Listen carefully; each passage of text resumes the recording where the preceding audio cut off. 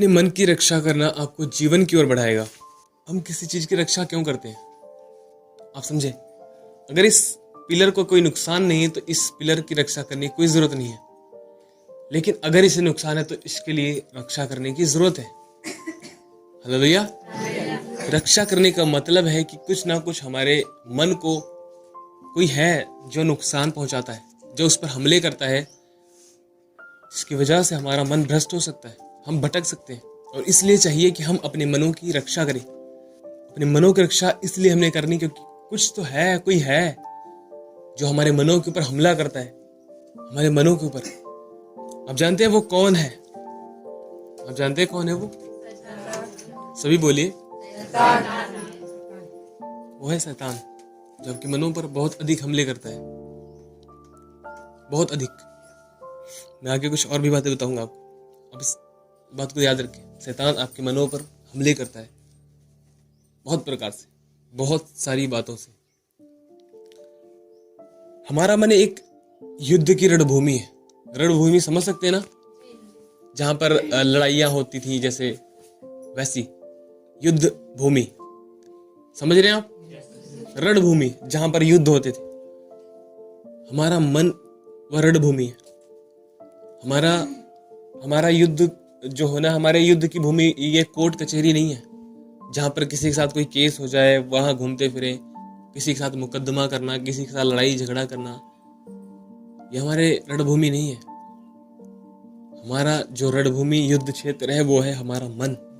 तो मैंने पहले भी आपको बताया था एक दिन कि परमेश्वर ने हमें एक योद्धा के रूप में बुलाया है। बोलिए, योद्धा के रूप में उसने हमें बुलाया है। आप सुनिए, परमेश्वर ने हमें एक योद्धा के रूप में बुलाया है। हालेलुया। और इसलिए हमें लड़ना है, हमें रखवाली करनी है अपने मन की, अपने मन की रखवाली करनी है, क्योंकि यह हमारा मन एक युद्ध भूमि है, रणभूमि, जहां पर शैतान आता है और बहुत सारे हमले करता है। आप जानते हैं हमला क्यों किया जाता है? जानते ही हैं? नहीं जानते? बताता हूं मैं। हमला किसी चीज के ऊपर इसलिए किया जाता है कि उसे खत्म किया जाए, उसे बर्बाद कर दिया जाए, उसे नुकसान पहुंचाया जाए। ठीक है? हमला इसीलिए करते हैं ना, इसलिए कि हम ना बर्बाद ना हो जाएं, हम जीवन की ओर बढ़ पाए। हमें चाहिए कि हम अपने मनों की रक्षा करें और इस रणभूमि, इस युद्ध में जहां परमेश्वर ने हमें बुलाया है, हम उसकी सहायता से एक उत्तम कुश्ती लड़ पाए। सो इस बात को हमेशा याद रखें। हमारा मन एक रणभूमि है, हमारा मन एक युद्ध की भूमि है। तो क्या शैतान हमारे मनों को परख लेता है? मैं आपको क्लियर करना चाहता हूँ, शैतान के पास ऐसी कोई पावर नहीं कि आपके मन को परख पाए। अकॉर्डिंग टू द बाइबल, मैं बाइबल में से बताऊंगा आपको, शैतान के पास कोई ताकत नहीं कि आपके मन को वो परख पाए। बहुत सारे लोग ये सोचते हैं कि शैतान उनके मनों को परख लेता है। निकाल दे हाथ से। कोई ताकत नहीं है उसके पास कि आपके मन को वो परख ले, कोई भी ताकत नहीं उसके पास। बहुत सारे लोग प्रचार भी करते हैं कि शैतान आपके मनों को परख लेता है, आपके मनों को जांचता है और उसके अनुसार वो करता है। नहीं, अगर एक व्यक्ति के मनों को परख ले तो फिर बंदा कैसे जिएगा, हम तो समझ नहीं पाते। बहुत सारी बातें होती मन में, फिर उसी में उसको गिराता रहे। और ये जरूर है कि कुछ बातों को ले आता है आपके मन में, जो आपने पास्ट में किया वो आएगा आपके सामने, दिखाएगा, देख तू कहाँ गिरा था, कहाँ तूने बीड़ी पी थी, कहाँ तू नशे में था, कहाँ तू व्यभिचार में था, कैसे खुदा तुझे माफ करेगा, ये वो बहुत सारी बातें। प्रकाशित वाक्य में लिखा गया है वह भाइयों के ऊपर दोष लगाता रहता है। सिर्फ भाइयों के ऊपर नहीं, बहनों के ऊपर भी। जो बात वहां पर भाइयों के लिए लिखी गई, इट मीन्स बहनों के लिए भी है। वह सभी पर दोष लगाता है। वह दोष लगाने वाला, धोखा देने वाला है। वो आपके मनों को नहीं परखता, लेकिन आसपास के वातावरण को जरूर देख लेता है। आप क्या करना चाह रहे हैं, आपके विचारों में क्या चल रहा होगा इस टाइम, वो इन चीजों को देखकर वो आपको डिस्टर्ब करता है और फिर आपके ऊपर वो हमला करता है, आपके मनों के ऊपर, कि आप गिर जाएं, कि आप टूट जाएं, आप ना बढ़ पाए आगे। प्रकाशित वाक्य 2:23 आप पढ़ के देख लीजिए, मैं आपको बताना चाहता हूँ। मैं उसके बच्चों को मार डालूंगा, तब सब कलीसियाएं जान लेंगी कि हृदय और मन का परखने वाला मैं ही हूं। हालेलुया। यहाँ पर क्या लिखा है? मैं ही हूं। अगर यहाँ पर लिखा होता मैं भी हूं, इट मीन्स कोई और भी है जो परख सकता आपके दिलों को, जो जांच सकता कि आपके दिल में चल क्या रहा है। पर यहाँ पर लिखा मैं ही हूं, बिल्कुल वैसे ही जैसे वो लिखा मार्ग और सत्य और जीवन मैं ही हूं, बिल्कुल वैसे ही जैसे कोई और रास्ता नहीं, वैसे ही कोई और नहीं है जो आपके मनों को जांच सके सिवाय परमेश्वर के। एक व्यक्ति अपने मन को जांच सकता कुछ हद तक, लेकिन परमेश्वर उससे भी अधिक जांचता है एक व्यक्ति को। एक व्यक्ति कुछ हद तक अपने आप को जांच सकता है। आप देखें, आपको कुछ चीजें याद रहती है अपने जीवन के विषय में, लेकिन परमेश्वर सब कुछ जानता है। शैतान आपके बाहरी जीवन को देखकर, क्या आपके पास वातावरण कैसा है, आप किन बातों की ओर निहार रहे हैं, क्या देख रहे हैं, उन बातों को देखकर वो आपके ऊपर हमले करता है। वो आपके मनों को कभी नहीं परख सकता। हमारे मनों को केवल परमेश्वर ही जानता है, कोई और नहीं। हालेलुया। सो आप सभी तैयार हैं कि आज के वचन को आप ग्रहण करें? हालेलुया। वो हमारी मदद करेगा। आइए हम बाइबल में से पढ़कर चलेंगे नीति वचन 4:23। नीति वचन 4:23। कितने लोग जानते हैं प्रकाशित वाक्य के बाद आता है? कितने लोग जानते हैं नीति वचन प्रकाशित वाक्य के बाद आता है?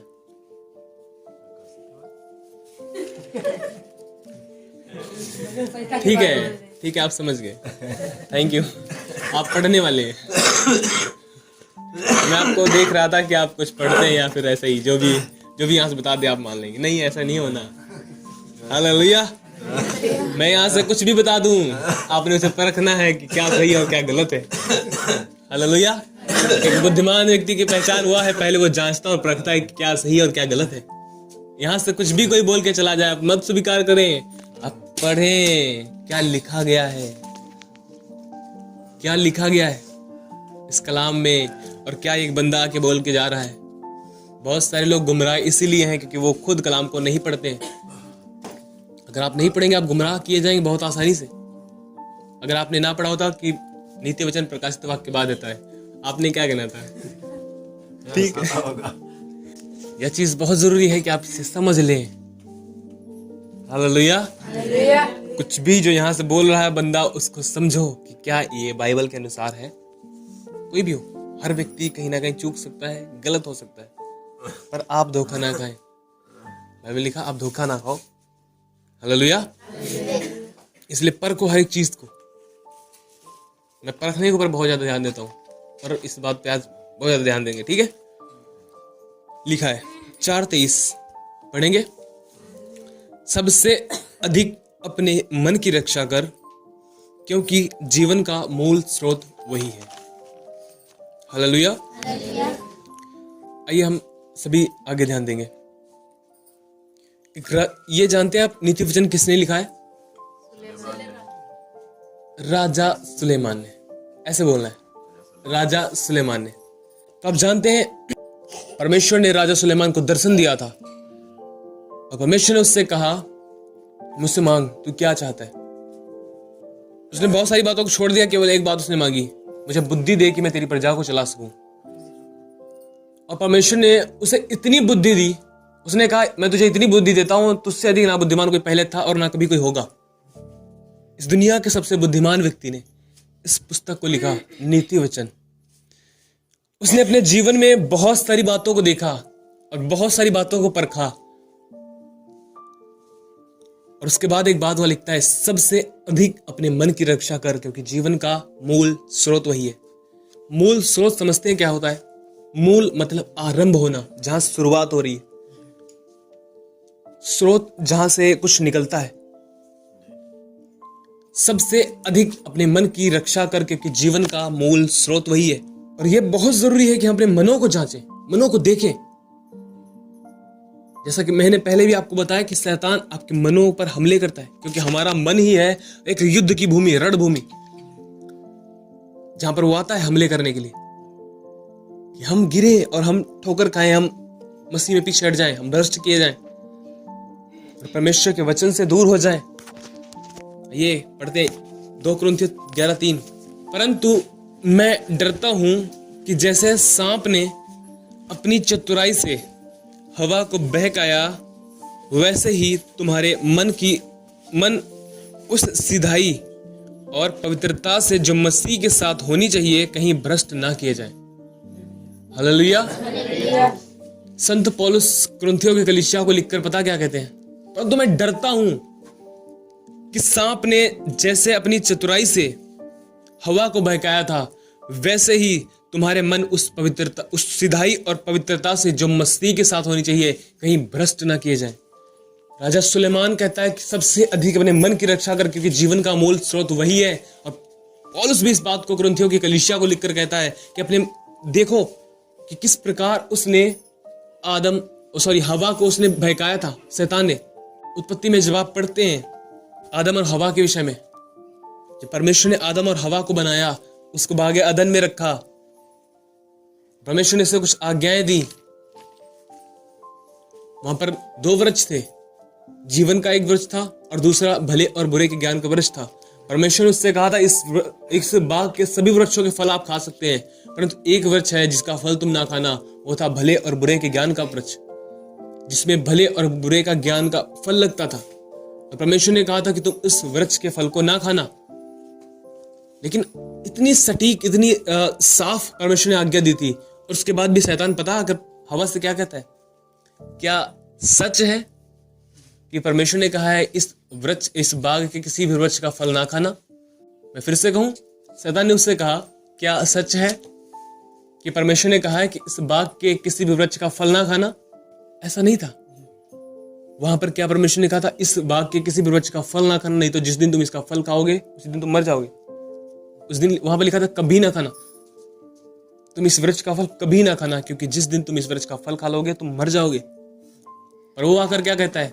क्या सच है परमेश्वर ने कहा है कि इस बाग के किसी भी वृक्ष के फल को ना खाना? वो आपको ऐसी बातों में फंसाएगा जो आप देख पाओगे सही लग रही है, सही तो है, करते ही से। और हवा ने क्या किया?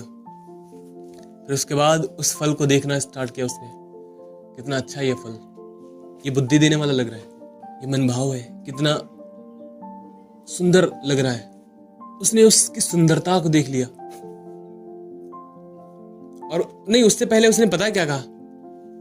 हवा ने भी एक बात कही, नहीं, ऐसा नहीं कि परमेश्वर ने ऐसा नहीं कहा कि आप इस बाग के किसी भी वृक्ष के फल को ना खाना। उसने कहा है पर जो वृक्ष वाटिका के बीच में उसके फल के विषय में परमेश्वर ने कहा है कि ना तो तुम उसको खाना और ना उसको छूना, नहीं तो मर जाओगे। देखो, शैतान ने उससे क्या कहा था? इस बाग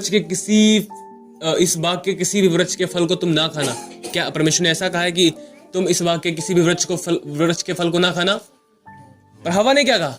नहीं, परमेश्वर ने कहा है एक जो वृक्ष वाटिका के बीच में है उसके फल के विषय में परमेश्वर ने कहा है कि ना उसे तुम खाना और ना उसे छूना। उसने अपनी तरफ से जोड़ दिया कि नहीं, छूना भी नहीं। पर परमेश्वर ने उससे ये नहीं कहा था कि आप छूना नहीं। परमेश्वर ने उससे कहा था तुमने नहीं खाना। और फिर उसके बाद आप देखते हैं,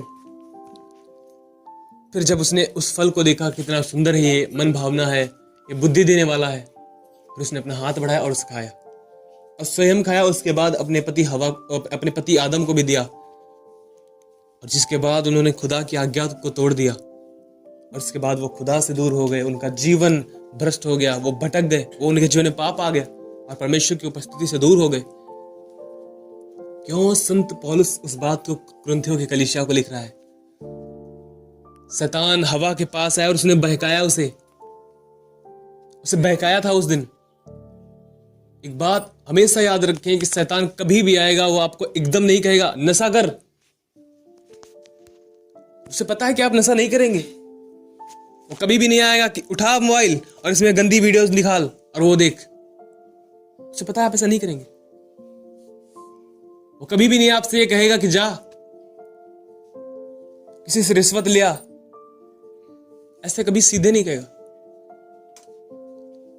वो कभी नहीं कहेगा जा इसने ये बिगाड़ दिया, इसको पूरी तरह मार दे, कभी नहीं कहेगा। आपके पास एक बैकग्राउंड बनाएगा, पहले वो धीरे धीरे आपको ले आए एक पॉइंट पर जहां पर वो आपको गिरा सके। उस दिन पूरा उसने एक बैकग्राउंड ही था उसके शब्दों में, जब उसने कहा क्या सच है कि परमेश्वर ने कहा है इस बाग के किसी वृक्ष के फल को ना खाना। कितना बड़ा एक, समझ रहे हैं आप बैकग्राउंड, कितना अधिक झूठ बोलकर वो कह रहा है कि परमेश्वर इतना निर्दयी है कि आपको इस बाग अदन में रखा और आपको कोई फल खाने के लिए उसने सब फलों को मना कर दिया है। परमेश्वर का एक रूप ही उसने बदल दिया वहां पर। हमेशा याद रखें, कभी भी शैतान आपके पास आकर पूरी साफ तौर पर वो नहीं कहेगा कि आप ये करें वो करें। वो आपको गुमराह करेगा, पहले वो आपको भरमाएगा कि कहीं ना कहीं पर आप गिरे, थोड़ा सा आप वहां से हटे और उसके बाद उसका काम शुरू होता है। जब आप उसकी जो परमेश्वर का कलाम है उससे थोड़ा सा आगे होकर शैतान की सुनेंगे, आप फंस जाएंगे। जब परमेश्वर मसीह ने 40 दिन का रोजा रखा, 40 दिन के रोजे रखने के बाद जब रोजा उनका पूरा हुआ, शैतान उनके पास आया। उनके पास आकर पता क्या कहता है, अपनी क्या तू अगर तू परमेश्वर का पुत्र है तो इन पत्थर से कह दे कि रोटियां बन जाए। क्या परमेश्वर मसीह परमेश्वर का पुत्र नहीं था?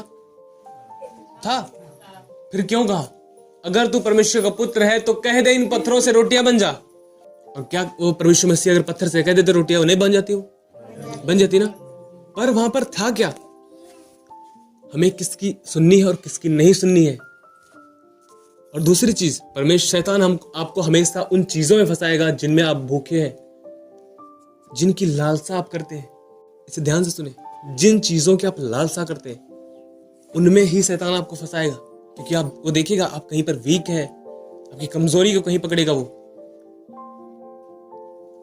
और जब देखा कि इसे भूख लगी, प्रभु यीशु मसीह को जब देखा उसने कि भूख लगी है, अब इसी के पास मौका है, अब जाते उससे कहते इन पत्थरों को रोटियां बना और अपनी भूख मिटा। और दूसरी चीज वहां पर थी, अगर तू परमेश्वर का पुत्र है तो कह दे कि ये पत्थर तेरे लिए रोटियां बन जाए। पर प्रभु यीशु मसीह ने क्या कहा, मनुष्य केवल रोटी से नहीं परंतु परमेश्वर के हर एक उस वचन से जो उसके मुख से निकलता है जीवित रहेगा। सुनिए, वहां पर क्या था, वहां पर था पहली चीज कि किसकी हमें सुननी है। हमें उन चीजों को निहारना है कि क्या शैतान हमसे कह रहा है, कि क्या शैतान हमसे कह रहा है। आपको कई बार घुमा घुमा के ले आएगा एक पॉइंट पर कि आप यहां से कुछ करें। जब हवा ने उसकी बात को सुना, जब उसकी बात पर ध्यान दिया, उसने उस फल को निहारना शुरू कर दिया और वो फंस गई। उसने उस फल को देखना शुरू कर दिया, कितना अच्छा ये फल, जिस प्रकार वो जवानों को आज गिराता है, कितनी अच्छी है ये लड़की और कितनी बहनों को भी कितना अच्छा है ये लड़का। शैतान तो आपके पास आएगा, देखा कितना अच्छा है, इसके क्वालिटी है, गुण है, बहुत सारी बातें इस लड़के के अंदर है।